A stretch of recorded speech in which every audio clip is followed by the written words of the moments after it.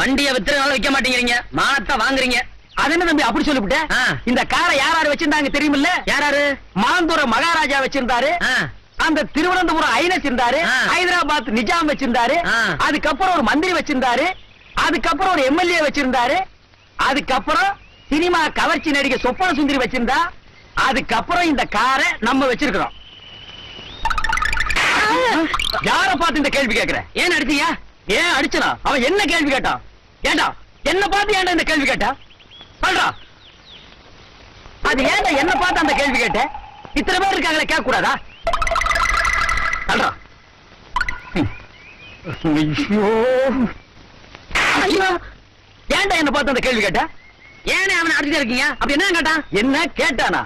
காரை நம்ம வச்சிருக்கிறோம், இந்த காரை வச்சிருந்த சொப்பன சுந்தரியை இப்ப யாரு வச்சிருக்காங்கன்னு கேட்கறான்.